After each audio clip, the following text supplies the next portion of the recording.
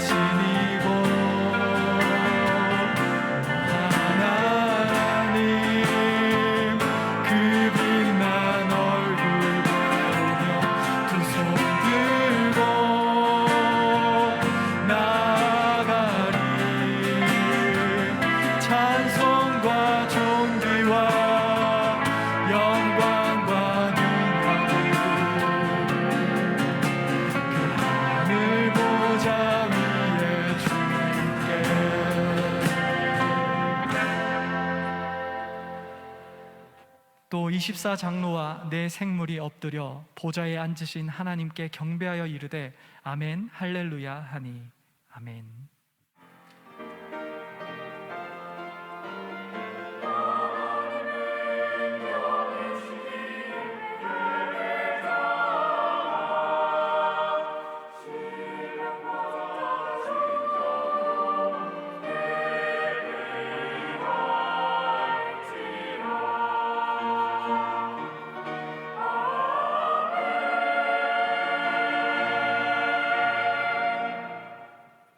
우리의 주인 되신 하나님, 이 거룩한 주일 우리를 이 예배 자리에 불러주심에 감사합니다. 이 시간 우리로 주님께 경배하게 하시고 우리가 주님의 보혈과 그 용납 안에서 주님을 누리게 하옵소서. 우리 주 예수 그리스도의 이름으로 기원합니다. 아멘. 나는 전능하신 아버지 하나님 천지의 창조주를 믿습니다. 나는 그의 유일하신 아들 우리 주 예수 그리스도를 믿습니다.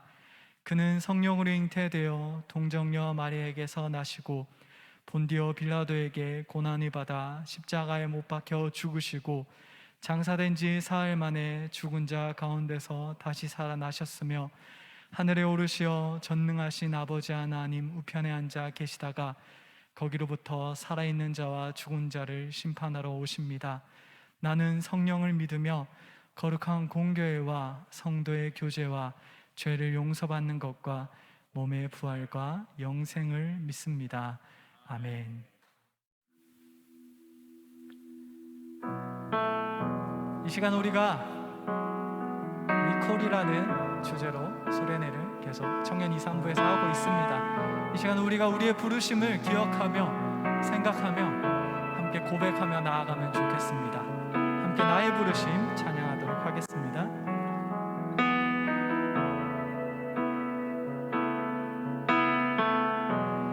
나의 부르심 나의 영원한 소망 예수님의 형상을 담는 것 나의 목적 나의 높은 부르심 세상을 뒤로 하고 주 위에 사는 것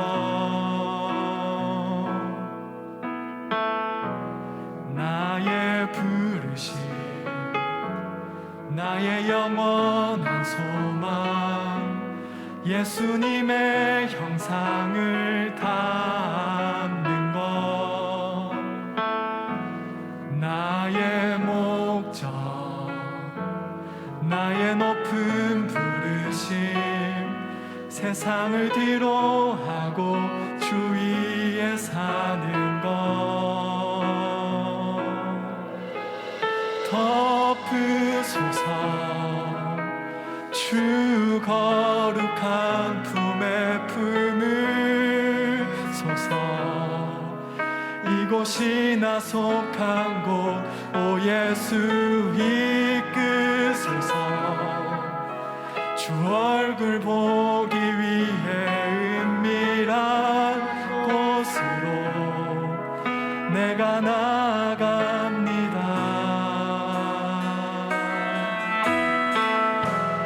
나의 부르심, 나의 영원한 소망, 예수님의 형상을 담는 것, 나의 목적, 나의 높은 부르심, 세상을 뒤로 하고 주 위에 사는 것, 덮으소서 주 거룩한 품에 품으소서. 이곳이 나 속한 곳, 오 예수 이끄소서. 주 얼굴 보기 위해 은밀한 곳으로 내가 나아갑니다. 덮으소서 덮으소서 주 거룩한 품에 품으소서. 이곳이 나 속한 곳, 오 예수 이끄소서. 주 얼굴 보기 위해 은밀한 곳으로 내가 덮으소서 덮으소서 주 거룩한 품에 품으소서. 이곳이 나 속한 곳, 오 예수 이끄소서.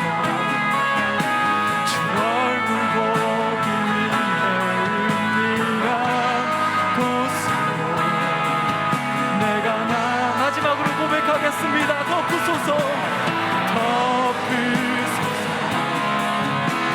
주 거룩한 품에 품으소서. 이곳이 나 속한 곳, 오 예수 이끄소서. 주 얼굴 보기 위해 은밀한 곳으로 내가 나아갑니다.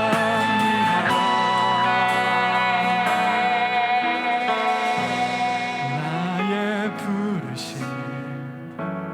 나의 영원한 소망, 예수님의 형상을 담는 것, 나의 목적, 나의 높은 부르심, 세상을 뒤로 하고 주 위에 사는 것. 이 시간 우리가 함께 묵상으로 주님을 찾으면서 기도하면 좋겠습니다. 특별히 우리가 고백한 것처럼 우리의 부르심을 우리가 다시 한번 생각하며 우리가 기도하면 좋겠습니다. 이 자리에 우리가 나와 있고 주님의 부르심으로 우리가 이 자리에 있을진데, 주님 우리를 이 자리에 부르시고 이렇게 심으신 그 부르심을 우리가 깨닫길 원합니다. 하나님, 이 예배 가운데 우리가 주님의 그 부르심을 조금 더 알길 원합니다. 그렇게 우리가 간절히 묵상으로 함께 기도하면서 나아가도록 하겠습니다. 기도하겠습니다.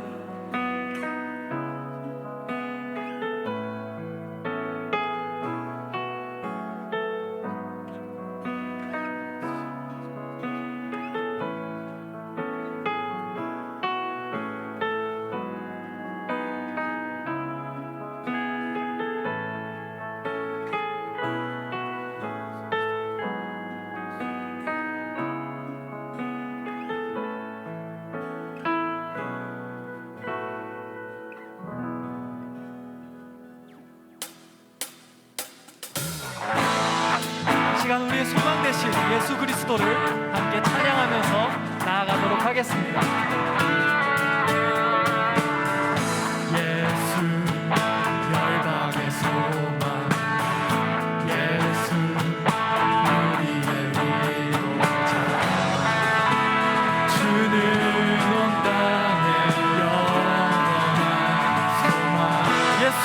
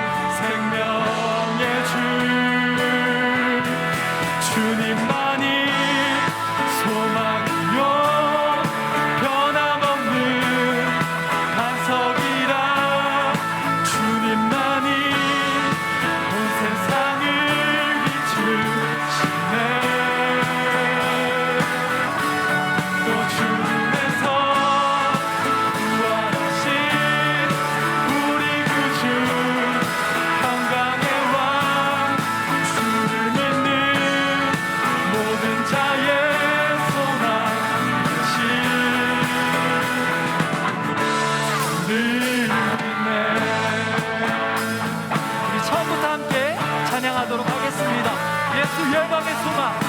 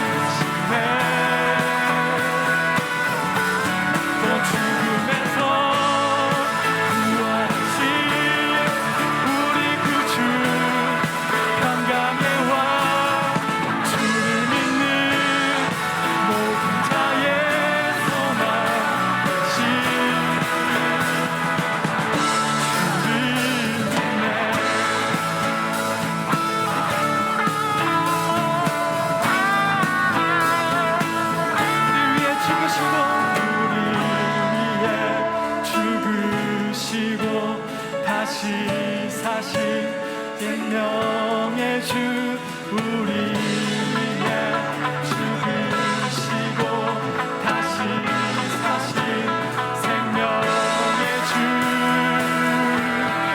주님만이 소망이요 변함없는 반석이라 주님만이 온 세상을 비추시네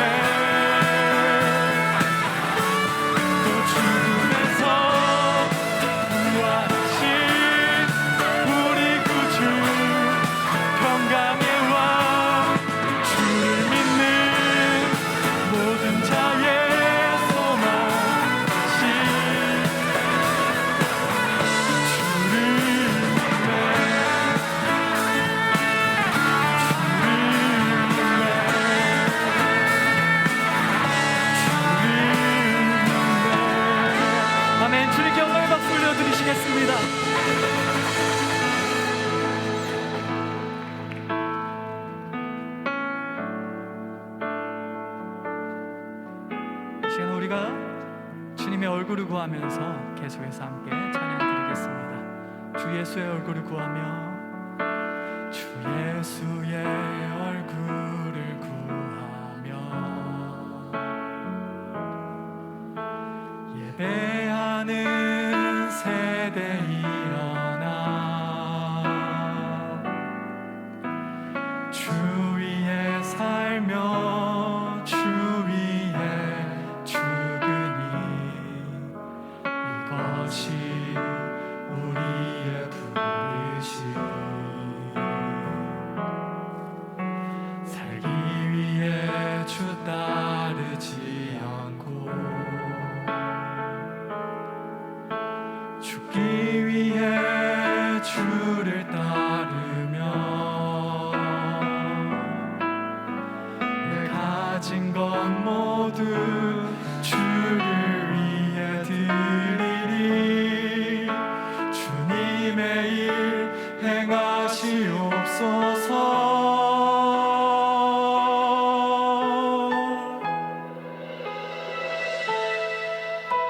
다시 한번 부흥을 주소서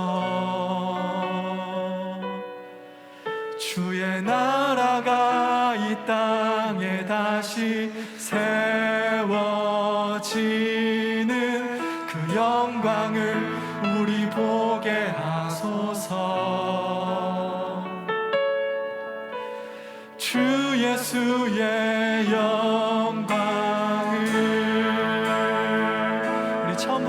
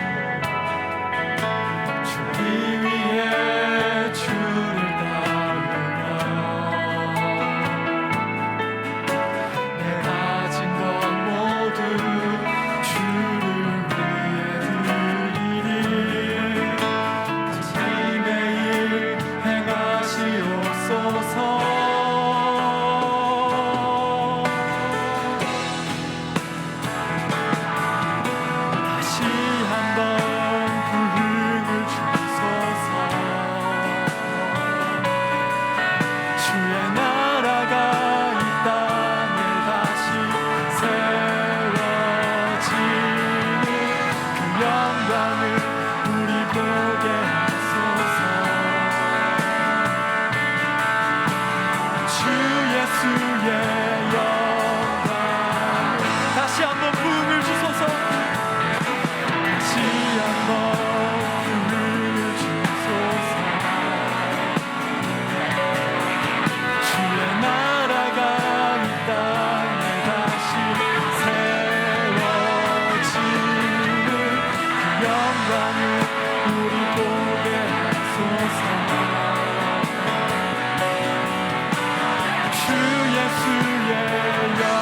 한 번 더 고백하겠습니다. 다시 한번 부흥을 주소서. 주의 나라가 이 땅에 다시 세워지는 그 영광을 우리 보게 하소서. 주 예수의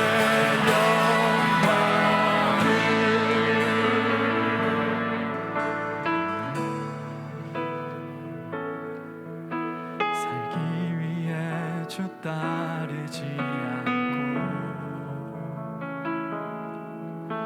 죽기 위해 주를 따르며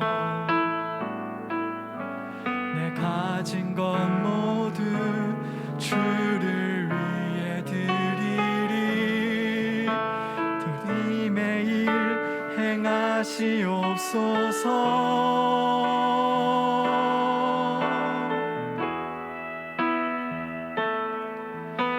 다시 한번 부흥을 주소서. 주의 나라가 이 땅에 다시 세워지는 그 영광을 우리 보게 하소서. 주 예수의 영광을 다시 한번 부흥을 주소서. 주의 나라가 이 땅에 다시 세워지는 그 영광을 우리 보게 하소서. 주 예수의 영광을. 이 시간 우리가 통성으로 함께 기도로 주님 앞에 나아가면 좋겠습니다. 우리가 주님의 그 부르심을 기억하며 그 부르심이 무엇인지를 생각하며 우리가 주님께 간구하면서 나아가면 좋겠습니다. 주님, 우리를 이 정능교회에 불러주시고 이 정능교회 청년부에 심어주시고 우리를 각자의 삶의 자리자리로 불러주셨는데 우리가 그 자리자리에서 주님께서 그 부르심 곳에서 주님의 그 부르심의 뜻을, 그 의미를 우리가 알기 원합니다. 우리가 그리스도인으로서의 부르심과 세상 속으로의 그 부르심을 우리가 온전히 알기 원합니다. 하나님, 우리가 이 예배 가운데 주님을 만나고 우리가 그것을 알고 깨닫고 누리길 소원합니다. 우리가 그렇게 통성으로 주님을 찾으면서 함께 기도로 나아가도록 하겠습니다. 함께 기도하겠습니다. 사랑의 아버지 하나님, 아버지 감사합니다. 하나님 아버지, 시간으로 주님을 찾으면서 하나님 아버지, 우리 한 명 한 명을 이 자리에 불러주시고 정령교회 불러주시고 정령교회 불러주시고 또 삶의 자리자리를 불러주시고 하나님 아버지, 우리가 그 주님의 부르심을 받고 원합니다. 하나님 아버지, 우리가 어떻게 주님 앞에 살아가고 계신지, 우리가 어떻게 주님의 그 부르심을 우리가 무엇인지 우리가 깨닫고 원합니다. 삶의 자리를 우리가 주님의 부르심을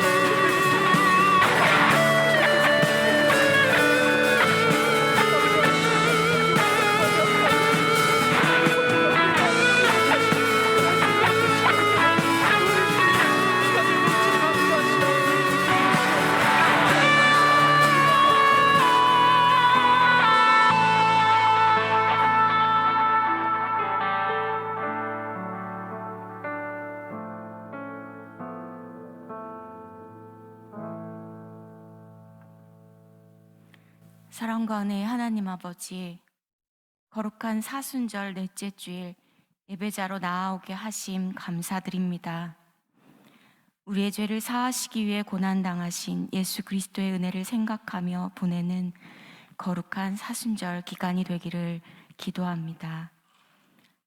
하나님 앞에서 변화되지 않는 우리의 모습이 있습니다. 내 안에 나로 가득 차 있어 하나님께 내어드릴 자리가 보이지 않습니다. 나를 위해 살고 내가 우선시 되고 하나님은 여전히 우리를 도우실 분으로만 생각합니다. 우리의 이 완악함이 깨어지고 하나님 앞에 엎드려 항복하는 회개가 이루어지게 하옵소서. 내가 죽어야 내 안에 그리스도가 사는 진리를 청년의 때에 경험하기를 소망합니다.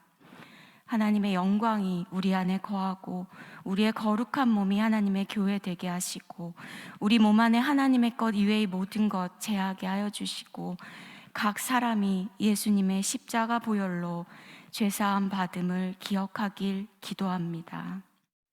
청년 2, 3부는 신앙수련회 가운데 있습니다. 참 믿음이 무엇인지, 우리의 소명은 무엇인지 함께 기도하고 다시 바로 세웁니다. 오늘 하나님의 말씀을 통해 눈과 귀가 열리고 영육이 강건해지는 귀한 은혜, 성령 충만함 되기를 기도드리며 간절히 기도드리는 것은 캄보디아 오스와이 교회 티어림의 회복을 위해 합심하여 기도드리기를 원합니다. 오스와이 마을의 복음의 시작이요 교회의 시작이며 하나님을 알게 하시는 티어림입니다. 또 한 번의 치료의 기적을 경험하는 티어림과 오스와이 교회가 되기를 기도합니다. 모든 세계 열방 가운데 어려운 상황에서 하나님의 복음을 전하시는 선교사님들과 그 가족들, 전쟁의 아픔으로 기도하는 우크라이나의 모든 땅에 하나님의 동행하심이 있기를 바랍니다.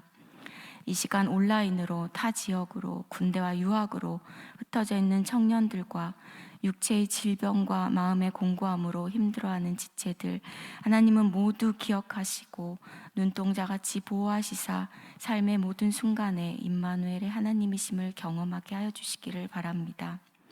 우리는 하나님을 떠나서는 아무것도 할 수 없습니다. 이 모든 말씀 십자가의 사랑으로 우리 죄를 대속하신 예수님의 이름으로 기도드리며 다 함께 주님께서 가르쳐 주신 기도로 기도합니다. 하늘에 계신 우리 아버지, 아버지의 이름을 거룩하게 하시며 아버지의 나라가 오게 하시며 아버지의 뜻이 하늘에서와 같이 땅에서도 이루어지게 하소서. 오늘 우리에게 일용할 양식을 주시고 우리가 우리에게 잘못한 사람을 용서하여 준 것 같이 우리 죄를 용서하여 주시고 우리를 시험에 빠지지 않게 하시고 악에서 구하소서. 나라와 권능과 영광이 영원히 아버지의 것입니다. 아멘.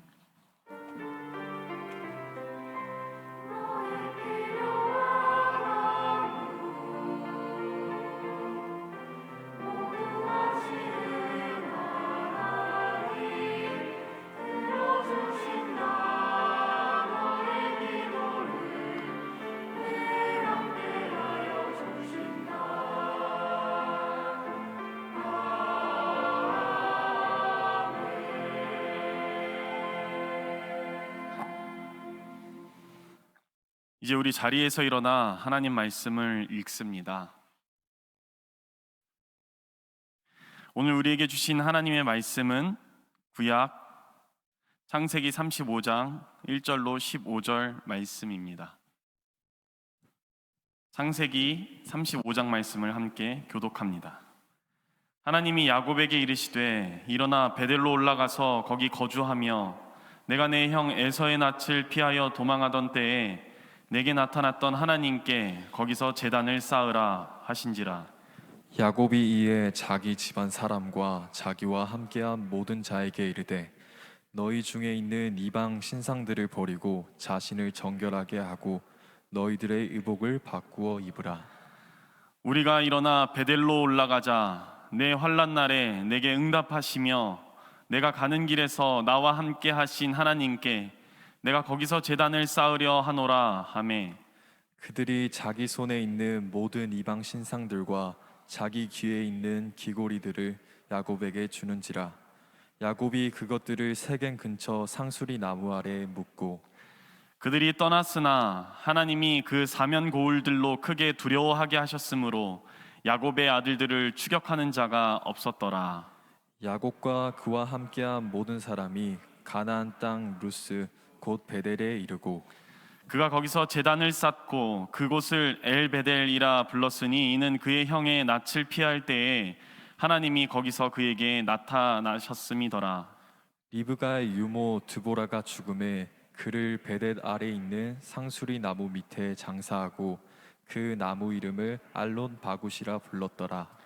야곱이 바단 아람에서 돌아오매 하나님이 다시 야곱에게 나타나사 그에게 복을 주시고 하나님이 그에게 이르시되 내 이름이 야곱이지만은 내 이름은 다시는 야곱이라 부르지 않겠고 이스라엘이라 내 이름이 되리라 하시고 그가 이름을 이스라엘이라 부르시고 하나님이 그에게 이르시되 나는 전능한 하나님이라 생육하며 번성하라. 한 백성과 백성들의 총회가 내게서 나오고 왕들이 내 허리에서 나오리라.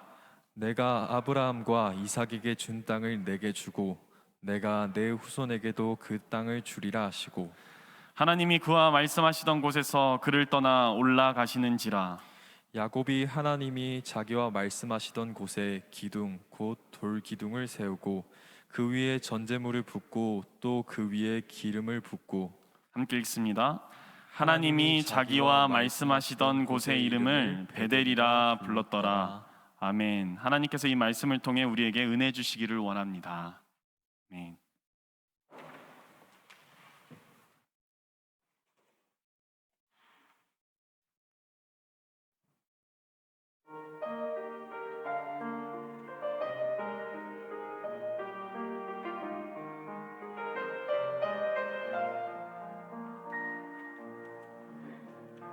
주께서 내게 말씀하시네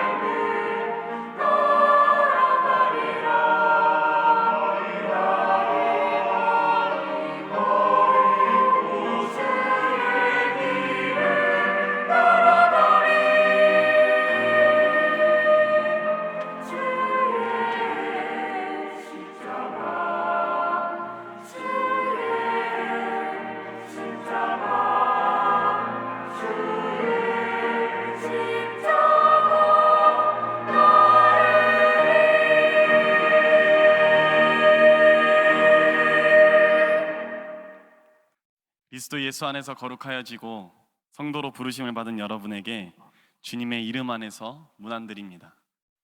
우리 주 성령께서 우리로 하나님을 기억나게 하시기를 소망합니다. 우리의 인생 중에 위기의 순간이 찾아오지 않는다는 것은 헉 순진한 생각입니다. 혹은 현실을 아직 잘 모르거나 또 현실을 거부하는 그런 행동일 수 있습니다. 아니면 엄청난 긍정 에너지를 갖고 있는 그런 삶의 자세일 수도 있겠습니다. 그만큼 우리의 삶의 위기는 생각보다 자주 우리에게 찾아옵니다. 저는 인생의 시간이 지나면 지날수록 이 삶에 찾아오는 위기를 대처하기가 한결 수월해질 것이라 그렇게 예상했습니다. 그런데 아직 제 인생의 시간이 많이 지나지 않았는지 모르겠지만 인생의 경험 가운데 그 인생의 경험이 쌓인다고 해서 찾아오는 위기의 모습이나 혹은 그 위기의 횟수를 통제할 수 있는 것은 아니라는 것을 깨달았습니다. 해를 거듭할수록 오히려 아직 찾아오지 않은 그 위기를 미리 생각하며 두려워하는 시간이 많아지는 것을 경험할 때가 많았습니다.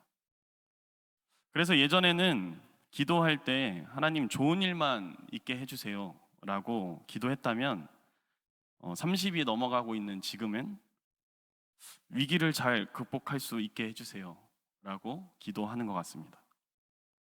여러분 혹시 야구 선수 중에 류현진 선수를 아십니까? 네, 아주 잘하는 것 같습니다. 류현진 선수는 대한민국 야구를 대표하는 간판 투수입니다. 저는 우리나라가 2008년에 베이징 올림픽 야구 종목에서 금메달을 딸 수 있었던 그런 요인 중에 하나가 바로 류현진 선수에게 있다고 생각합니다. 류현진 선수의 능력은 한국에서뿐만 아니라 세계가 인정할 수준이었습니다. 현재도 그렇고요. 그래서 그는 2012년에 미국 프로야구에 진출하여 지금까지 선수 생활을 하고 있습니다. 사람들이 류현진 선수를 높이 평가하는 이유 중에 하나는 제구력도 있지만 위기 관리 능력이 있습니다. 그는 투수 자신의 실수이든 다른 수비 포지션의 실수이든 상관없이 팀이 점수를 내줄 위기에 있을 때마다 그것을 극복하는 능력을 굉장히 잘 발휘합니다. 어느 정도냐면 팀이 위기에 놓여 있다는 그 사실을 그의 표정을 봐서는 알 수가 없습니다. 점수판이나 혹은 그 진로한 상황들을 봐야만 알 수 있지 그 투구를 하는 류현진의 표정을 봤을 때는 지금이 위기 상황인가 알 수가 없다는 말입니다. 이런 류현진 선수의 모습을 보며 야구 해설위원인 허구현 해설위원은 그의 피칭은 노련하다, 능구렁이 같다 라고 자주 해설합니다. 어떻게 그렇게 할 수 있을까요? 어떻게 그렇게 위기 상황 속에서도 노련할 수 있을까요? 류현진 선수는 위기의 상황을 있는 그대로 받아들이며 그 상황에 더욱 집중하는 것이 자신만의 위기를 대처하는 방법이라 말합니다. 그러니까 위기에 집중하는 것이 아니라 위기의 상황 속에서 자신이 할 수 있는 것이 무엇인지를 생각하고 거기에 집중하는 것, 그것이 자신의 위기 관리 능력의 핵심이다라고 말한 것입니다. 여러분의 그런 인생 속에 위기의 순간이 찾아왔을 때 여러분은 여러분만의 위기 대처 방법이 있으십니까? 오늘 야곱은 위기의 순간에 놓여 있습니다. 오늘 본문은 우리가 읽지 않았지만 앞선 창세기 34장부터 이어져 오는 장면입니다. 야곱에게는 디나라는 딸이 한 명 있었습니다. 그런데 어느 날 디나가 세겜이라는 이방 민족의 추장에게 강간을 당했습니다. 이에 분노한 야곱의 아들들이 시므온과 레위를 필두로 하여서 세겜과 그의 민족인 히위 족속을 몰살시켜 버립니다. 야곱의 아들들은 히위 족속의 남자들을 죽이는 것에 끝내지 않았고 그들의 재산과 자녀들, 심지어 아내들까지 사로잡고 약탈했습니다. 레위와 시므온을 포함한 야곱의 아들들은 아버지 야곱의 칭찬을 기대하며 집으로 돌아왔을 것입니다. 그러나 예상과는 다르게 야곱은 아들들을 향하여 비난하며 탄식합니다. 창세기 34장 30절입니다. 야곱이 시므온과 레위에게 이르되 너희가 내게 화를 끼쳐 나로 하여금 이 땅의 주민 곧 가나안 족속과 브리스 족속에게 악취를 내게 하였도다. 나는 수가 적은즉 그들이 모여 나를 치고 나를 죽이리니 그러면 나와 내 집이 멸망하리라. 족장이라서 이렇게 반응하는 것일까요? 족장이라서 자신의 딸보다 이 자기가 속한 이 족속이 잘 되기를 바라는 그런 마음에서 이렇게 말하는 것일까요? 자신의 딸 디나가 당한 부끄러움과 수치를 자신의 아들이자 디나의 오라비인 시므온과 레위가 복수를 하고 왔으니 잘했다고 칭찬할 법도 한데 야곱은 이러한 일을 감행한 자신의 아들들을 칭찬보다는 비난을 하기 일쑤였습니다. 야곱의 인생을 살펴본다면 사실 야곱의 이러한 반응은 지극히 자연스럽습니다. 그의 성정을 아는 분들이라면 당연한 행동이라 생각할 수도 있을 것입니다. 야곱은 그의 이름에서 이미 그가 어떤 사람인지를 드러내고 있는데요. 야곱의 뜻을 아십니까? 야곱의 뜻은 발꿈치, 그래서 발꿈치를 잡는 사람이라고 생각할 수 있고 혹은 속이다, 속임수, 그래서 속이는 자라고 생각할 수 있습니다.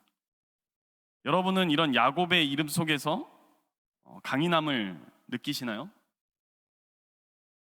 제 이름은 기웅인데 사람들이 기웅하니까 되게 부드럽게 생각합니다. 근데 제 이름의 그 한자의 뜻은 터기자의 수컷웅자, 그래서 수컷의 기초, 상남자라는 뜻입니다. 네, 강인함이 느껴지시나요? 야곱의 이 이름에서는 강인함의 기억자도 느낄 수 없습니다. 저는 그의 이름에서 우리가 요즘 표현하는 대로, 요즘 아니고 제 표현대로, 제 시대의 표현대로 쫄보의 냄새가 난다 생각합니다. 그런데 공교롭게도 야곱은 그의 이름과 같은 모습을 우리에게 자주 보여줍니다. 야곱은 무엇인가를 부여잡지 않으면 남들을 따라갈 수 없는 그런 사람이고, 남을 이기고 싶지만 자신에게 그러한 능력이 없고, 그래서 정당한 방법을 사용하고서는 도저히 자신보다 능력이 많은 사람을 이길 수 없는 사람이었습니다. 그래서 아버지를 속이고 형을 속이고 삼촌을 속여서 조금씩 자신의 것을 늘려가고 있었던 사람입니다. 그런 야곱이 자신의 것을 잃게 되는 상황을 과연 달가워하겠습니까? 야곱은 피해를 최소한으로 하고 싶었을 것입니다. 아니, 피해 입은 것에 대한 손해배상을 갑절로 받고 싶었을 것입니다. 디나가 강간을 당했으니 그 강간당한 사실로 말미암아 자신의 재산을 더욱더 불릴 수 있는 방향으로, 자신의 것을 최소한으로 아끼고 피해를 줄이고 더 많은 것을 취하는 방법으로 아마 생각했을 수 있겠습니다. 그러니 자신의 딸이 더럽혀졌다는 소식을 접했음에도 불구하고 그는 자신의 아들들이 오기까지 아주 잠잠한 상태에서 기다립니다. 하지만 자신의 혈기 많은 아들들이 모든 일을 망쳐놨습니다. 손해배상은커녕 오히려 모든 재산을 잃고 목숨까지 위태롭게 될 수 있는 상황이 벌어졌습니다. 형 에서의 손에서 살게 된 지 얼마 되지도 않았는데 또다시 이런 일이 벌어지니 딸의 복수를 대신해준 자신의 아들들이 원망스러웠을 것입니다. 야곱에게 또 한 번 찾아온 이 위태로운 순간을 야곱은 어떻게 극복할 수 있을까요? 시련을 행운으로 바꾸는 유쾌한 비밀이라는 표제를 가지고 김주한 교수는 회복탄력성이라는 저서를 2011년에 첫 출간했습니다. 첫 출간과 동시에 이 책은 베스트셀러 반열에 올랐습니다. 회복탄력성이라는 것은 회복성과 탄력성의 합성어인데요. 회복하다라는 것은 이 원래의 상태로 돌이키다, 원래의 상태를 되찾다라는 의미입니다. 그리고 탄력은 이미 여러분들이 잘 아시는 대로 어떤 힘에 대항하여 본래의 형태로 돌아가려는 힘이라는 뜻입니다. 그래서 회복 탄력성이란 원래 제자리로 돌아가려는 힘 혹은 성질인데, 특별히 심리학에서 시련이나 고난을 이겨내는 힘을 가리키는 말로 쓰입니다. 근데 제 입장에서 이 책을 읽어보니까 책의 내용이 좀 심심했습니다. 저자는 시련과 역경을 극복할 대상을 그 시련과 역경을 극복할 대상으로 보지 말고 오히려 그것을 기회로 이용하라고 말합니다. 이를 위해서 마음의 근육인 이 회복 탄력성을 성장시켜야 하는데, 이 회복 탄력성에는 두 가지 핵심 요소가 포함되어 있습니다. 근데 여러분들도 이미 잘 아실 겁니다. 어떻게 이 마음의 근육, 어떻게 이 시련과 역경을 극복할 수 있을까? 당연히 자기를 잘 조절하는 능력이 있어야 될 것이고, 그리고 나와 함께하는 대인관계의 능력이 있어야 될 것입니다. 식상하죠? 이 두 능력이 높을수록 회복 탄력성은 높아지는데, 어떻게 이 회복 탄력성을 높일 수 있을까요? 읽지 않아도 여러분들은 알 수 있습니다. 우리가 아주 잘 아는 것, 부정적인 생각을 하지 않고 긍정의 힘으로 회복 탄력성을 늘려간다는 것입니다. 긍정하기와 운동하기를 제시하여서 정신적으로도 건강하게, 육체적으로도 건강할 수 있도록 미리 훈련을 하라라는 이야기입니다. 때문에 저는 이 책을 읽으면서 굉장히 식상하다, 저자에게는 죄송하지만 되게 식상하다라는 인상을 받았습니다. 그 식상한 내용을 제가 여러분들에게 이야기하는 이유는 이 책 가운데에서 제 이목을 끈 문구가 하나 있었기 때문입니다. 소개하자면 이렇습니다. 회복 탄력성은 기억하는 자아의 문제입니다. 이 기억하는 자아가 고난과 역경에 대해 긍정적인 의미를 부여하고 긍정적으로 이야기하는 능력을 지닌 사람이 바로 회복 탄력성이 높은 사람입니다. 무엇을 기억하는지에 대한 부연 설명은 저자가 따로 하지 않습니다. 그런데 회복에 대한 이야기를 하는 것을 보니까 원래의 상태에 대한 기억이라고 유추해 볼 수 있지 않을까요? 우리가 무엇을 기억하는지가 우리에게 찾아온 고난과 역경 속에서 아주 그것을 이겨낼 수 있는 힘을 갖고 온다. 그 힘을 갖게 하는데 큰 역할을 한다라는 말일 것입니다. 기억하는 자를 훈련시켜서 긍정의 힘을 기르고 회복 탄력성을 높일 수 있다는 저자의 주장은 좀 식상하고 동의하지 않지만, 그리스도인인 우리에게 있어서 충분히 생각해 볼 거리를 제공한다 생각합니다. 바로 이 원래의 상태에 대한 기억이 회복하는 데 있어서 굉장히 중요한 역할을 차지한다라는 부분입니다. 원래의 상태에 대한 확고한 기억이 고난과 역경을 이겨낼 수 있다는 것은 우리가 신앙을 함에 있어서도 굉장히 중요한 부분입니다. 여러분, 신앙생활이란 무엇입니까? 여러분들에게 신앙생활이 무엇이냐고 지나가는 꼬맹이가 물어본다면, 혹은 교회에서 어떤 신앙생활을 하는지 모르는 사람이 우리에게 신앙생활은 무엇이냐라고 물어본다면 여러분 뭐라고 대답하실 겁니까? 우리는 아마 깊게 생각하지 않고 뭐 예배하고 말씀 듣고 기도하고 찬양하는 거 뭐 그런 거지? 라고 말할 수 있지 않겠습니까? 그런데 이렇게 열거한 행동들이 우리에게 주는 의미가 무엇입니까? 이것이 신앙생활인데 이 신앙생활의 행동들이 우리에게 주는 의미가 무엇이냐 말입니다. 왜 이런 행동들이 우리에게 있어야 하며 왜 그렇게 우리가 이것을 중요하다라고 말하는 것일까요? 이러한 모든 행동은 이 모든 행동을 통해서 하나님이 누구신지를 기억하게 하고, 그리고 하나님 앞에서 내가 누구인지를 깨닫게 하기 때문입니다. 이러한 기억 속에서 우리는 소망을 발견하게 되기 때문입니다. 소망이 무엇입니까? 믿는 자들에게 있어서의 소망이 과연 무엇일까요? 우리를 자녀로, 우리를 백성으로 불러주신 하나님이 우리의 소망입니다. 우리가 위기 가운데에서 다시 일어설 수 있는 힘이 있다면 그것은 우리의 삶을 긍정적으로 생각하는 정신적인 근육, 육체적인 근육이 있기 때문이 아니라 그것보다는 우리를 하나님의 자녀로 불러주시고 또 다시 불러주시는 하나님이 계시기 때문입니다. 하나님이 야곱에게 이르시되 일어나 베델로 올라가서 거기 거주하며 내가 내 형 에서의 낯을 피하여 도망하던 때에 내게 나타났던 하나님께 거기서 제단을 쌓으라 하신지라. 여러분도 이미 잘 아시다시피 야곱은 아버지 이삭을 속여 형 에서의 축복을 빼앗았습니다. 사실 그 전에는 형의 장자권도 빼앗았죠. 이에 분노한 에서가 야곱 자신을 잡아 죽이려고 한다는 그 소식을 어머니 리브가에게 전해 듣습니다. 두려웠던 야곱은 형의 낯을 피해 외삼촌 라반이 있는 하란으로 피신을 가죠. 그렇게 형에게 쫓겨 길을 떠난 지 며칠이 되었을까요? 한 일주일, 열흘? 그러다가 야곱은 루스라는 그런 땅에 도착합니다.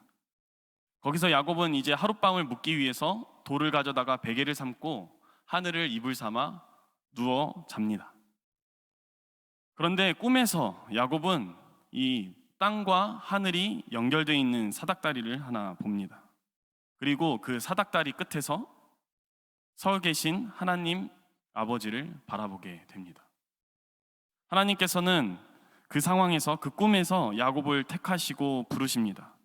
하나님은 거기서 야곱을 복의 통로로 삼겠다고 말씀하십니다. 잠에서 깬 야곱은 과연 여호와께서 이곳에 계시다, 나는 알지 못했다 라고 고백하며 돌을 세워 그 장소를 기념하는데 그곳의 이름이 바로 베델, 하나님의 집입니다. 자, 이제 하나님도 좀 만났겠다, 하나님께서 복의 통로로 세워주시겠다고 약속도 해주셨겠다. 이제 야곱의 삶은 순탄하게 흘러가는 일만 남았을 것입니다. 우리는 그렇게 예상할 수 있겠죠. 그런데 성경을 읽어보신 분들은 알겠지만 야곱의 삶은 전혀 그렇지가 않았습니다. 매 순간이 역경이었고 매 순간이 고난이었습니다. 무엇 하나 야곱이 원하고 계획하는 대로 쉽게 넘어가는 일이 없었습니다. 외삼촌 라반의 집에서 아내를 얻을 때, 외삼촌의 집에서 자신의 재산을 이제 챙겨서 나가려고 할 때, 외삼촌의 집에서 떠나려고 할 때, 그 모든 순간이 순탄하지 않았습니다. 그뿐입니까? 형에게 이제 다시 다가가서 형과 다시 대면하려는 그런 순간에도 야곱은 살얼음을 걷는 그런 기분이었을 것입니다. 그리고 오늘 형의 손에서 벗어났나 싶었는데 자신의 아들들 때문에 가나안 족속들에게 원성을 사서 이제 죽음만이 자신을 기다리고 있는 이 상황 가운데 놓여 있습니다. 하나님을 만났다고 해서, 하나님의 부르심을 받았다고 해서 인생이 우리가 원하는 대로, 생각대로 잘 풀릴 것이라는 그런 생각은 사실 굉장히 큰 오산입니다. 야곱의 인생을 자세히 관찰해 보면 루스 땅에서 하나님을 만난 이후에도 여전히 다른 사람을 속여서 자신의 것을 취하는 방법을 야곱은 버리지 않았습니다. 심지어 자신의 아내 라헬이 삼촌 라반의 그 가족 수호신이라고 불리죠. 드라빔을 훔쳐나올 때도 야곱은 그것을 말리지 않았습니다. 하나님이 계신데 왜 그 가족 수호신을 갖고 훔쳐오는 자신이 사랑하는 그 아내에게 아무것도 말하지 않았을까요? 하나님도 필요하고 드라빔도 필요하기 때문이 아니었을까요? 그러다가 약복나루에서 하나님의 사자를 만났을 때에는 그에게 복을 주기 전까지는 놓지 않겠다고 하며 밤새 또 씨름을 하는 모습을 보입니다. 여러분이 보시기에 이 야곱의 신앙이 어떤 것 같습니까? 굉장히 선택적인 신앙이 아닙니까? 굉장히 자기중심적인 신앙의 모습이 아닙니까? 안타까운 현실은 오늘 야곱이 이 성경에만 등장하는 인물이 아니라 오늘날에도 나타나고 있다. 특히 우리의 자신의 모습 속에서 야곱의 모습이 보인다라는 사실입니다. 그러나 그렇게 매번 야곱이 흔들리고 있을 때, 매번 야곱 자신이 얼마나 연약한지를 발견할 때마다, 자신보다 더 큰 외부의 적 앞에서 야곱이 두려워 떨고 있을 때마다, 그때마다 하나님은 늘 야곱에게 먼저 찾아와서 야곱을 부르시고 만나주십니다. 베델에서, 그리고 브니엘에서, 그리고 오늘 또다시 하나님은 야곱을 베델로 올라오라 말씀하시며 그를 부르십니다. 우리는 하나님 앞에서 변덕이 굉장히 심할지 모르지만 하나님은 늘 신실하게 우리 곁에 계셨습니다. 그리고 우리를 몇 번이고 하나님 앞으로 다시 부르십니다. 그렇게 하나님은 우리를 위로하시고 또 회복시키시고 새롭게 하시고 다시 하나님으로부터 삶을 시작할 수 있게 하십니다. 5절 말씀입니다. 그들이 떠났으나 하나님이 그 사면 고울들로 크게 두려워하게 하셨으며 야곱의 아들들을 추격하는 자가 없었더라. 무엇보다 야곱의 삶에 있어서 크나큰 변화는 그의 이름의 변화입니다. 처음 그에게 새로운 이름이 주어진 것은 약복 나루였지만 하나님은 다시 오늘 이곳 베델에서 야곱에게 새로운 이름을 각인시키시고 확고하게 하십니다. 10절 말씀입니다. 하나님이 그에게 이르시되 내 이름이 야곱이지만은 내 이름을 다시는 야곱이라 부르지 않겠고 이스라엘이 내 이름이 되리라 하시고 그가 그의 이름을 이스라엘이라 부르시고. 우리가 좀 전에 살펴봤지만 야곱의 이름은 속이는 자, 발꿈치를 잡는 자라는 뜻입니다. 인생 속에서 자신의 것을 취하기 위해서 남을 이기기 위하여서 남을 속이고 남의 발꿈치를 잡아 당기는 그러한 삶을 산 게 바로 이 야곱이었습니다. 그런데 오늘 하나님께서는 이 야곱에게 다시 야곱이라 부르지 않고 주신 이름, 그것은 바로 이스라엘이었습니다. 여러분, 이스라엘의 뜻이 무엇일까요? 하나님으로 말미암아 힘을 얻어 강하게 된 자, 하나님의 통치함을 받는 자, 이 이름이 바로 이스라엘입니다. 하나님의 부르심을 받기 전까지 야곱의 생존 방식은 남을 속여서 뺏는 속임수였습니다. 남을 쫓는 인생이었고 그렇게 남의 것을 빼앗는 삶이 바로 야곱의 생존 방식이었습니다. 그러나 하나님께서는 거듭 인생 중에 야곱을 부르시며 연거푸 약속하십니다. 이 세상 다른 어떤 것들을 의지 않아도 야곱, 너를 통하여 너의 허리에서 왕들이 나오게 해줄게. 야곱, 이제 내가 내 삶을 이끌어 줄 거야. 다른 어떤 것이 아니라 내가 너로 강하게 해줄 거야.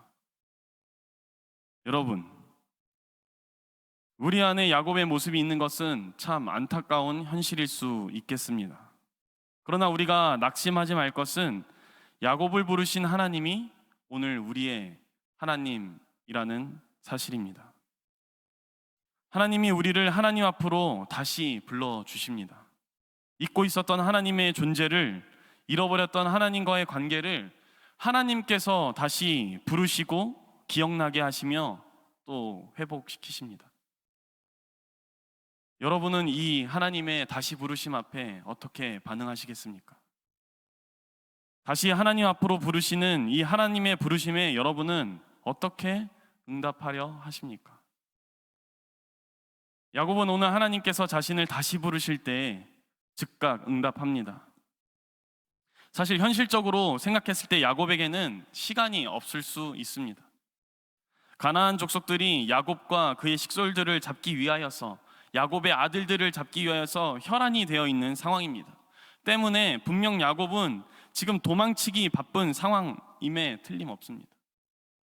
그러나 야곱은 이 상황 가운데서 다시 하나님께로 부르시는 그 부르심에 하나님과의 기억을 회복하여서 하나님의 그 부르심 가운데로 나아갑니다. 예전에 형 에서의 낯을 피해서 도망갔던 그곳, 하나님이 만나주셨던 그곳 베델로 나아간다는 것입니다. 거기서 하나님 이외에 의지했던 우상들, 정결치 못했던 것, 거룩하지 못했던 것들을 모두 다 묻어버리고 온전히 자신을 다스리는 자신의 주인 되신, 자신과 약속하신 그 하나님께로 나아갑니다. 우리 청년부는 2022년 리빌딩이라는 주제로 한 해를 시작했습니다. 하나님 앞에서 공동체를 다시 세워나가고자 하는 소망을 담은 그러한 주제입니다. 그리고 청년 2, 3부는 공동체를 다시 세우는 그 첫 스텝으로 하나님의 부르심, 그리고 다시 부르심 앞에 온전히 응답하는 한 명 한 명이 되고자 지난 금요일부터 리콜, 다시 부르심이라는 주제로 수련회를 진행하고 있습니다. 분명 이번 수련회를 통해 하나님의 부르심을 경험한 사람들이 있으리라 생각합니다. 하나님의 부르심을 받은 여러분이 지금까지 하나님 외에 의지했던 것들이 있다면 그 모든 것들을 묻어버리고 예수 그리스도라는 새 옷을 입음으로 말미암아 하나님의 부르심에 응답하시기를 바랍니다. 우리가 땅과 하늘을 연결하는 이 예수 그리스도를 통하여서 분명 우리의 관계, 우리와 하나님과의 관계, 우리와 우리의 관계, 이웃의 관계가 화목해질 것입니다. 아직 하나님의 부르심을 경험하지 못했다고 생각하시는 분들 계시다면 지금부터라도 하나님께 간구하시기를 바랍니다. 우리가 매 반기마다 수련회를 진행하는 이유는 우리가 우리의 삶을 살면서 역경을 경험하면서 잊어버렸던 그 하나님을 기억해내기 위함입니다. 그리고 하나님께서 다시 부르신다는 그 음성을 듣고 그 앞에 응답하기 위함입니다. 이 수련회는 하나님을 만날 수 있는 기회입니다. 하나님께서는 이사야 55장에서 말씀하셨습니다. 하나님을 만날 때 찾으라. 그때가 지금입니다. 여러분이 지금까지 하나님을 만나지 못했어도 괜찮습니다. 지금부터라도 하나님 나를 만나 주십시오 라고 간구하는 여러분이 되었으면 좋겠습니다. 특별히 이 사순절을 하나님께로 가는 그 길을 여신 예수님을 우리가 한 걸음 한 걸음 쫓아감으로 하나님의 부르심을 경험하길 원한다는 그런 고백이 있는 시간이 되기를 소망합니다. 2022년 한 해 가운데 우리 청년부에 속한 모두가 베델을 세우는 은혜가 있기를 소망합니다. 또 베델을 이미 세웠던 분들에게는 베델에 하나님께서 다시 부르셔서 하나님과의 관계를 회복해야 하는 그런 역사가 있기를 소망합니다. 그렇게 다시 세워진 우리 청년부 공동체가 우리 정릉교회와 이 지역사회와 그리고 우리나라와 세계 열방 가운데 하나님의 소망으로 일어나게 되기를 주님의 이름으로 간절히 축원합니다. 모든 지각에 뛰어난 하나님의 평강이 그리스도 예수 안에서 우리의 마음과 생각을 지켜주실 것입니다. 아멘. 우리가 이 시간 말씀을 기억하며 함께 결단하는 마음으로 찬양했으면 좋겠습니다. 여전히 교회입니다 라는 찬양인데요, 모르시는 분들은 가사를 보며 가사를 읽으시며 이렇게 기도하셔도 좋겠고, 또 아시는 분들은 함께 소리를 내어서 고백했으면 좋겠습니다.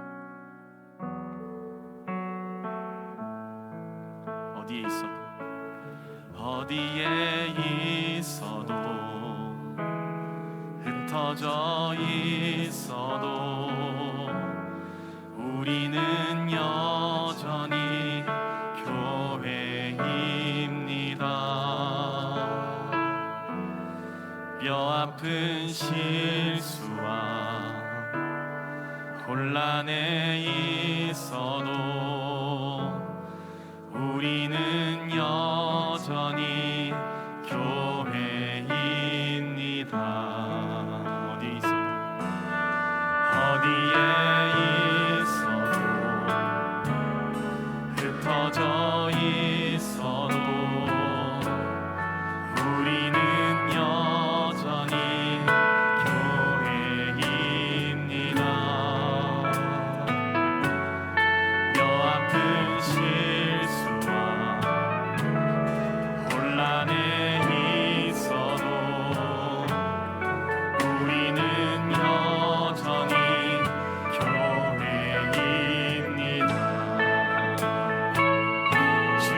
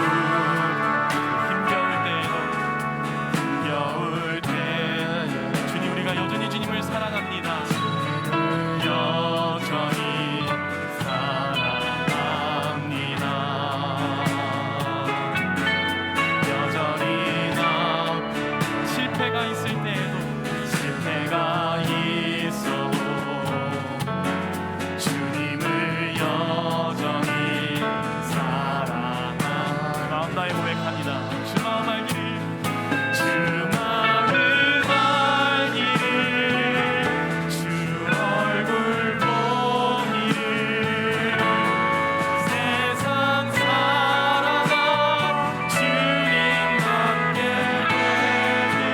되기를, 우리 다시 한번 소망이 되기를,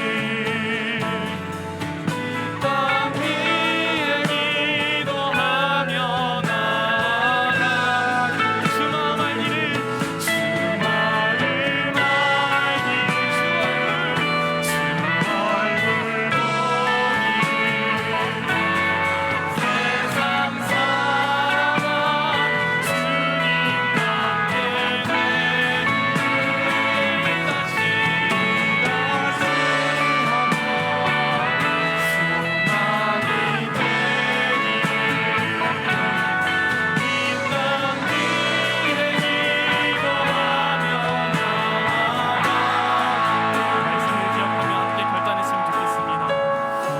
다시 하나님의 자녀로, 다시 예수 그리스도의 제자로 부르시는 그 하나님의 부르심 앞에 우리가 온전히 나아가기를 원한다고, 우리가 의지하던 삶의 주인들을 모두 땅에 묻어버리고 하나님이 주인 되시는 그런 응답하는 삶을 살기를 원한다고 우리 합심하여 함께 기도하면서 나가겠습니다. 기도합니다. 오 하나님, 말씀 가운데 아버지 하나님, 주님은 주님의 주권으로 주님께서 직접 우리를 사랑하셔서 정말 주님의 뜻대로 살지 않는 아버지 하나님, 주님의 같은 자녀를 다시 한 번 더 주님은 앞으로 부르시는 아버지 하나님, 주님의 그 은혜를 경험하게 하시길 원합니다. 아버지 하나님, 오늘라도 아버지 하나님, 주님의 그 부르심의 응답함으로 나아가길 소망합니다. 아버지 하나님, 정말 야곱처럼 주님께서 다시 부르실 때 다시 베델로 올라오라, 나는 만났던 그곳으로 올라오라라고 말씀하실 때 하나님, 내가 숙제했던 모든 일상들과 내가 사랑했던 모든 것들을 이 땅 가운데 아버지 묻어버리고 주님 앞으로 나아가는 성결한 삶을 살 수 있도록 주님 나를 이끌어 주옵소서. 또 하나님, 이 땅 가운데 아버지 하나님, 주님 마음을 더하시고 아버지 하나님, 내가 주님께서 나를 이 땅 가운데 부르신 아버지 그 부르심의 목적에 따라 아버지 하나님 살아갈 수 있도록 주의 나에게 주의 마음을 허락하여 주옵소서. 우리가 세상 선물 가운데 하나님과 함께하는 삶을 살기 원합니다. 아버지 하나님, 주님의 얼굴만을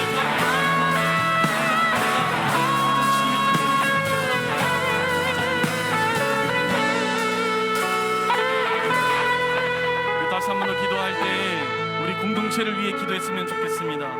우리 청년 1부, 2부, 3부가 하나님의 부르심에 온전히 응답하며 하나님과 세상 앞에서 바로 선 공동체, 진리 위에 선 공동체, 말씀 위에 선 공동체가 되게 해달라고, 이 세상에 하나님의 소망이 되게 해달라고 함께 우리 공동체를 위해서 기도하면서 나가겠습니다. 기도합니다. 오 하나님, 이 시대의 청년 우리를 세워주시고 아버지, 무엇보다 청년교회 청년 1부로, 청년 2부로, 청년 3부로 아버지 하나님, 우리를 불러주심에 감사합니다. 아버지 하나님, 무엇보다 아버지 하나님, 주님 앞에 영광치 못한데도 불구하고 연약한 게 너무나도 많은데도 아버지 하나님, 우리를 주의 몸을 이루는 교회 공동체로 불러주심에 감사합니다. 아버지 하나님, 우리를 불러주신 것 하나님의 은혜에 감격하며 온전히 주님 앞에 나아가는 아버지 하나님, 우리 공동체가 될 수 있게 하여 주옵소서. 무엇보다 하나님, 우리가 우리를 위해서만 사는 것이 아니라 하나님을 위하여서 진실한 삶을 살게 하시고 이 지역사회와 이 우리의 이웃과 우리나라와 세계 열방 가운데 우리가 소망이 될 수 있도록 주여 우리를 붙잡아 주시고 우리를 의지하시고 우리를 주께서 인도하여 주옵소서. 아버지 하나님, 이스라엘 하나님, 하나님으로 말미암아 강한 힘을 얻게 하신 하나님, 아버지 하나님, 우리 가운데도 하나님의 그 놀라운 능력을 더하여 주옵소서. 이렇게 다시 한번 더 주님의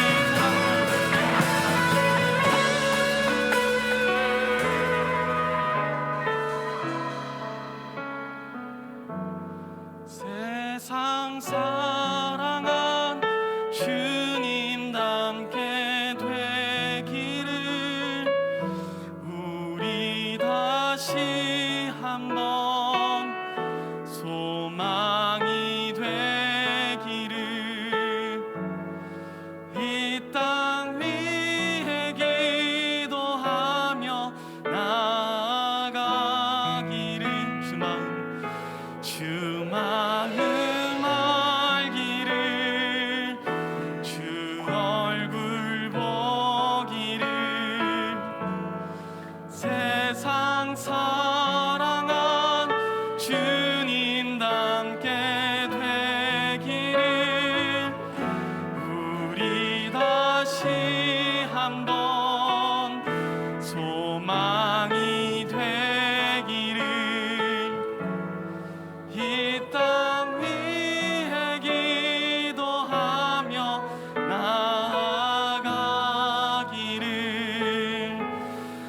다스리시는 하나님, 우리를 하나님 앞으로 다시 부르시는 하나님, 우리가 하나님의 부르심과 그 다시 부르심에 응답하는 삶을 살기로 결단합니다.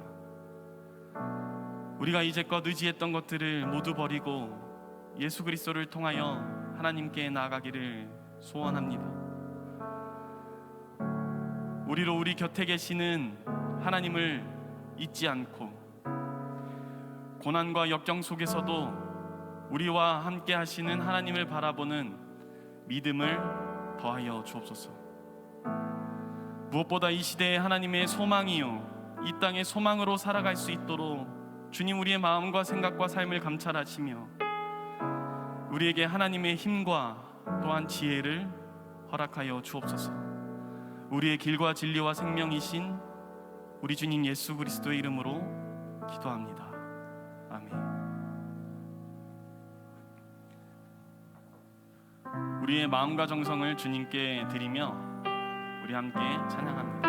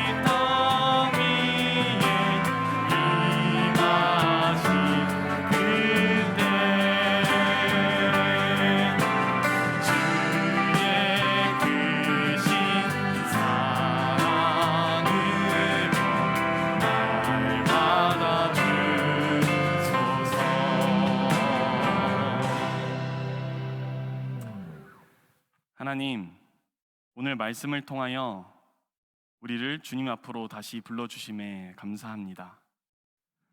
우리가 그동안 놓지 못하고 있던 것들, 우리의 주인이신 하나님께조차 드리지 못하고 있었던 우리의 귀한 마음과 시간과 물질을 이제야 주님께 드립니다. 다시 주님 앞에 순종하는 우리의 결단을 기뻐 받으시며 야곱에게 허락하셨던 그 하늘의 복을 우리에게도 허락하여 주옵소서. 우리 주 예수 그리스도의 이름으로 기도합니다. 아멘. 네, 교회 소식을 알려드립니다. 오늘은 사순절 넷째 주일입니다. 예수께서 가신 길을 잘 따라가고 계시죠? 따라가시다가 고난에서 멈추지 마시고 예수께서 십자가에 죽으시고 부활하시는 그 순간까지 우리가 예수께서 가신 길을 따라가는 사순절을 보내는 지혜로운 그리스도인 되기를 소망합니다. 4월 1일에는 다음 세대를 위한 금요 기도회로 시간을 갖습니다. 한 달에 한 번 있는 이 기도회인데 여러분 시간을 이렇게 분배하셔서 한 달에 한 번 있는 이 첫날 금요일에 나오셔서 함께 우리가 다음 세대를 위해 기도하며 또한 우리를 위해 기도하는 시간을 가졌으면 좋겠습니다. 예배 및 기도의 안내인데요. 다른 그 예배 인원은 동일한데 거기에 보시면 소그룹 인원이 6명 이하로 행정실에서 신청하여서 모일 수 있습니다. 당연히 취식과 취음은 불가합니다. 그러나 점점 이렇게 상황이 열리고 있으니까요. 혹시 교회에서 장소를 사용하시길 원하는 분들은 장소 사용 신청서를 행정실에 내시고 6인 이하로 아무것도 먹지 않는다는 전제로 모이시면 될 것 같습니다. 네. 마지막으로요. 우리가 계속해서 하고 있는 건데 오늘 또 우리 공동체를 찾아와 주신 우리 세 가족분이 있으십니다. 01 또래시고 22살이신데 제가 한글을 잘 아는데 감씨인가요? 강씨인가요? 네, 강수린 자매님 맞나요? 네. 감수린 자매님 오셨습니다. 네, 오신 우리 감수린 자매님을 위해서 환영의 박수를 보내드리도록 하겠습니다. 네, 환영합니다. 네, 잘 정착하시기를 바랍니다. 이어서 청년 광고하겠습니다. 안녕하세요. 청년일부 회장 장효영입니다. 코로나를 이겨내고 여러분 앞에서 소식을 전달드릴 수 있음에 감사합니다. 시작해 볼까요? 새가족 여러분 환영합니다. 오늘 예배에 처음 오신 새가족을 환영합니다. 정릉교회 청년일부는 20살부터 26살까지의 공동체입니다. 정릉교회에서 같이 신앙생활을 하고 싶으신 분들은 예배 후에 변선우 자매를 찾아주세요. 뒤쪽 입구에서 웰커밍을 하고 있던 자매랍니다. 네, 캠퍼스 신방 딱 봐도 제가 만든 건 아닌 것 같죠? 네. 식사도 좋고 카페도 좋아요. 전화 신방도 좋습니다. 전도사님이 쏩니다. 우리 한창희 전도사님이 여러분과 많이 친해져서 가벼운 얘기와 무거운 고민들을 나누고 맞는 길이 뭔지 함께 생각해보는 시간이 되었으면 좋겠습니다. 우리 전도사님 누가 신청해도 반갑게 맞아주실 겁니다. 신청 많이 해주세요. 마지막으로 오늘 일부 셀모임은 셀 자율적으로 아우팅을 나가기로 했습니다. 열심히 놀아보겠습니다. 이상으로 일부 소식을 마치겠습니다. 감사합니다.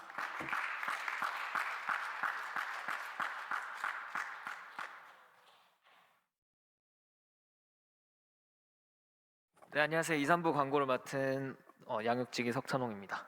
광고 시작하겠습니다. 오늘 예배 마치고 수련회 2, 3부 수련회 마지막 순서인 액티비티가 준비되어 있습니다. 저 포스터 원작자로서 어떻게 디자인을 했는지 설명을 드리자면 주제가 부르심이잖아요. 다시 부르심. 그러니까 불렀으면 응답을 해야죠. 그래서 저희가 그리고 수련회 활동을 보면은 코로나 이전 이후로 다 못했어요. 그래서 그때 기억들을 다시 환기시키고, 그리고 아래 정릉동 4인방이라 가지고 1994 사람들이 이렇게 나와 있는데 94년생들이 똘똘 뭉쳐서 준비를 잘 해봤습니다. 저희가 줄 수 있는 예산을 다 끌어모아서 선물을 준비했으니 오셔서 많이 즐기시고 선물도 많이 받아가셨으면 좋겠습니다. 네, 감사합니다. 네, 그리고 교회 처음 오신 새가족분들을 환영하고 축복합니다. 본당 뒤편으로 가시면 네, 변선우 자매가 친절히 환영해드릴 예정입니다. 네, 동아리 파티원 모집 중입니다. 많은 신청 부탁드립니다. 청년부 인스타그램도 많은 팔로우 부탁드립니다. 코로나 주의사항은 앞서 목사님이 설명해 주셨듯이 소모임 시 취식 금지고요. 그리고 조금이라도 증상이 있으시면 이제 모임에는 웬만하면 오지 않으시는 게 좋고, 그리고 확진 시 이제 각 셀 리더에게 전달해 주시면 감사하겠습니다. 네, 모임 리더에게 전달해 주시면 감사하겠습니다. 네, 이상 광고 마치도록 하겠습니다. 감사합니다. 이제 가능하신 분들은 자리에서 일어나셔서 오늘 함께 예배한 앞뒤 양옆에 있는 지체들과 함께 평화 인사를 나누겠습니다.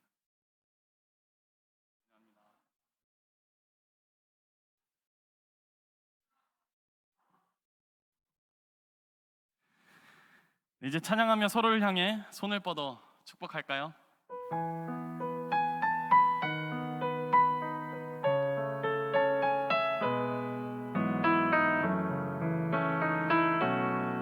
너무 저만 보지 마시고요, 서로를 보세요. 시냇가에 심겨진 나무들처럼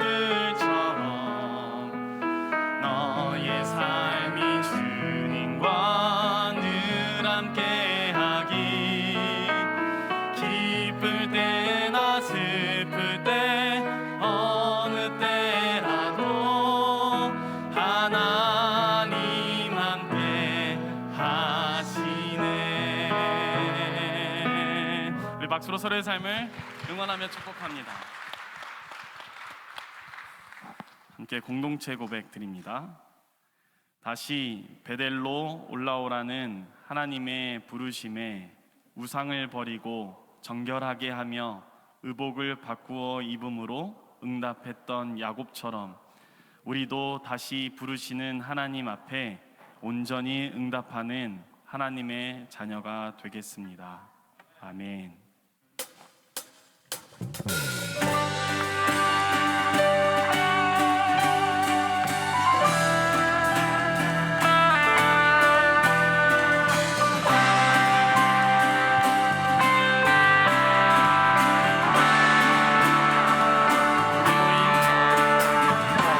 우리 모인 이유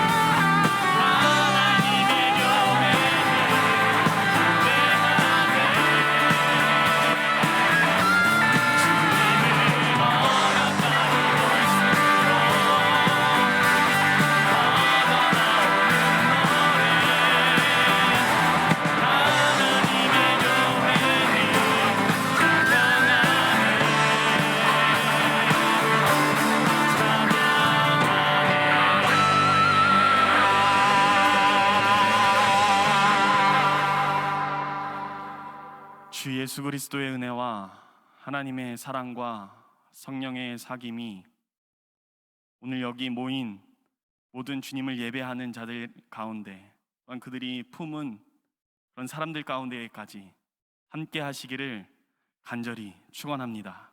아멘.